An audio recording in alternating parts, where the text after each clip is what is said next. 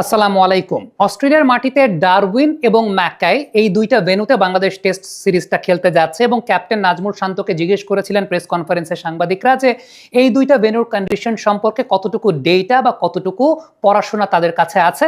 শান্ত অকপটেই স্বীকার করেছেন যেহেতু দুটা ভেন্যুই অপেক্ষাকৃত নতুন, এই দুইটা ভেন্যু সম্পর্কে খুব বেশি ডেটা তাদের কাছে নাই। তবে এই দুইটা ভেন্যুর মধ্যে ডারউইনের ব্যাপারে অ্যানালিসিস করাটা অপেক্ষাকৃত সহজ, সেই ব্যাপারটা নিয়ে একটু আলোচনা করতে চাই। ডারউইন মূলত অস্ট্রেলিয়ার নর্দার্ন ট্রপিক্যাল অঞ্চলে অবস্থিত এবং বছরের এই সময়টাতে ড্রাই ওয়েদার থাকে, খুব আরামদায়ক একটা ওয়েদার থাকে, কন্ডিশনটা একটু ড্রাই থাকে এবং সাম্প্রতিক সময়ে এই ওয়েদারে এই কন্ডিশনে বছরের এই সময়টাতে শ্রীলঙ্কা এ এবং অস্ট্রেলিয়া এর মধ্যকার একটা 4 দিনের ম্যাচ হয়েছিল এবং সেই 4 দিনের ম্যাচের প্রেক্ষাপট বিবেচনা করেই আসলে ডারউইনের কন্ডিশনটা নিয়ে একটু আলোচনা করতে চাই। আপনি যদি স্কোর কার্ডটা একটু লক্ষ্য করে দেখেন তাহলে দেখবেন যে শ্রীলঙ্কা এ প্রথম ইনিংসে 272 রানে অল আউট হয়েছিল। অস্ট্রেলিয়া একটা ইনিংসে ব্যাটিং করেছে, তারা 486 করেছে এবং পরবর্তীতে শ্রীলঙ্কা এ টিম তাদের দ্বিতীয় ইনিংসে 283 উইকেটে, অর্থাৎ যথেষ্ট ভালো ব্যাটিং কন্ডিশন শেষ পর্যন্ত বজায় ছিল। তবে একটা খুব উল্লেখযোগ্য বিষয় আপনি খেয়াল করবেন, সেটা হচ্ছে অস্ট্রেলিয়ার ইনিংসে শ্রীলঙ্কার স্পিনাররা ম্যাক্সিমাম নাম্বার অফ উইকেটস তারা আদায় করেছেন। শ্রীলঙ্কান একজন লেফট আর্ম অর্থোডক্স স্পিনার আছেন, যিনি হচ্ছেন সোনাল দিনুশা, তিনি 97 রানে 4টা উইকেট পেয়েছিলেন। অন্যদিকে আরো একজন স্পিনার নিশান পেরিস, তিনি 137 রানে 2টা উইকেট পেয়েছিলেন। যেখানে একটা বিষয় কিন্তু স্পষ্ট, সেটা হচ্ছে প্রথম দিনের পর দ্বিতীয় বা তৃতীয় দিনে গিয়ে স্পিনাররাও কিন্তু এই টাইপের কন্ডিশনে ডমিনেট করতে পারেন বা স্পিনারদের ডমিনেশনের জায়গা আছে। আমি যদি আপনাদেরকে একটা বিষয় একটু পার্থক্য করে দেখাই তাহলে আপনি খুব ভালো মতো বুঝতে পারবেন। প্রথম দিনের একটু ভিডিও ফুটেজ দেখাই পেস বোলারদের ক্ষেত্রে, যদি আপনি একটু খেয়াল করে দেখেন, এখানে না মানে অস্ট্রেলিয়ান অন্যান্য কন্ডিশনের মতো খুব হাই বাউন্সি কন্ডিশন হয় না বছরের এই সময়টাতে, এখানে বেশ ইভেন বাউন্সের উইকেটটাই হয়। তবে যেহেতু অস্ট্রেলিয়ার মেইন পেস বোলিং লাইন আপে প্যাট কামিন্স, হেজেলউড, বোল্যান কিংবা মিচেল স্টার্কের মতো পেস বোলার রয়েছেন, so quality actually matters. Definitely এটা আমরা ধরতে পারি যে ইনিশিয়ালি নতুন বলে তারা বাউন্স বা ক্যারি বা মুভমেন্ট বেশ ভালো তারা আদায় করতে পারবেন। যদিও আমার কাছে ব্যক্তিগতভাবে মনে হয়েছে যে আসলে খুব যে হাই বাউন্সি, খুব যে একদম একদম মাথা ফাটিয়ে দেবে এরকম বাউন্স, এই টাইপের বাউন্স এখানে প্রডিউস হয় না। তবে অস্ট্রেলিয়ান পেস বোলারদের বোলিং কোয়ালিটি অনুযায়ী তারা বেশ ভালো ক্যারি আদায় করতে পারবেন, সেটা ধরে নেওয়া যায়। এবার চতুর্থ দিনের একটা ভিডিও ফুটেজ যদি আপনাদেরকে আমি একটু লক্ষ্য করে দেখাই তাহলে খেয়াল করে দেখবেন চতুর্থ দিনেও এইখানে আসলে কন্ডিশন খুব বেশি পরিবর্তন হয় না। চতুর্থ দিনেও মোটামুটি similar kind of bounce, similar kind of carry pace বোলাররা আদায় করতে পারেন এবং যেহেতু কন্ডিশনটা একটু ড্রাই থাকে, দ্বিতীয় বা তৃতীয় দিনে গিয়ে স্পিনারদের জন্য কিন্তু অনেক কিছু থাকে।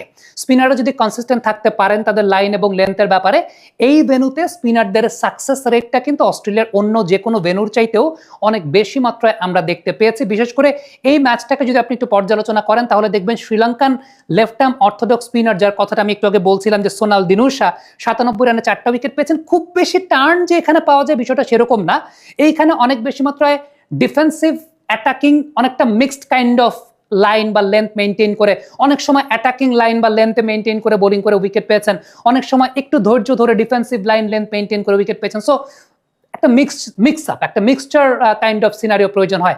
কিন্তু যেহেতু আবারও বলছি কন্ডিশনটা যেহেতু ড্রাই থাকে, সো স্পিনারদের এই জায়গাটায় ডমিনেট করার জায়গা আছে, স্পিনাররা এই জায়গাটা ডমিনেট করতে পারেন। স্পিনাররা এই জায়গাটা ডমিনেট করতে পারেন সে ব্যাপারটা আমি আরো বেটার ওয়েতে যদি বোঝাতে আপনাদেরকে চাই তাহলে লাস্ট অস্ট্রেলিয়া এবং সাউথ আফ্রিকার মধ্যকার যে টি-20 সিরিজ হয়েছিল ওই ডারউইনের মাটিতে, সেটার প্রথম ম্যাচের স্কোর কার্ডটা যদি লক্ষ্য করে দেখেন যে অস্ট্রেলিয়া 178 করেছিল, সাউথ আফ্রিকা 161, 9 উইকেটে। এই পার্টিকুলার ম্যাচটাতে মুত্তুস্বামী 4 ওভারে 24 রান দিয়ে একটা উইকেট পেয়েছিলেন এবং ওই পার্টিকুলার ম্যাচটাতে যদি আমি একটু চিন্তা করে দেখি, লিন্ডে এবং মুত্তুস্বামী দুই স্পিনারকেই কিন্তু সাউথ আফ্রিকা খেলিয়েছিল।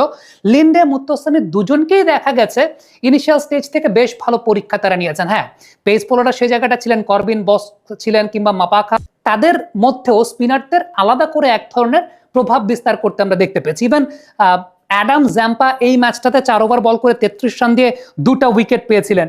টার্ন পাচ্ছিলেন স্পিনাররা, সেটাও দেখতে পেয়েছি। এবং ইভেন বাউন্স, এই জায়গাটা না এমন একটা ব্যাপার, সেটা হচ্ছে যে ওই মাথা ফাটিয়ে দেওয়ার মতো বাউন্স, আনইভেন বাউন্স যেটা অনেক বেশি ডিস্টার্ব করবে, এইরকম কোনো ব্যাপার নাই। আমি যদি আপনাদেরকে কয়েকটা শটের হাইট দেখাই আপনাদেরকে একটু সাইড অ্যাঙ্গেল ভিউ থেকে, এই জায়গাটায় রাবাদারাই বোলিং করছেন বা এই জায়গাটায় লুঙ্গিসানি এনগিডি টাইপের বোলাররাই, করবিন বস টাইপের বোলাররাই বোলিং করছেন, কিন্তু ব্যাক অফ দ্য লেন্থ থেকে আপনি যদি খেয়াল করে দেখেন সাইড অ্যাঙ্গেল ভিউতে, ব্যাক অফ দ্য লেন্থ থেকে কিন্তু আসলে বল খুব যে বেশি উঠছে, খুব যে বেশি বাউন্স করছে, বিষয়টা কিন্তু সেরকম না।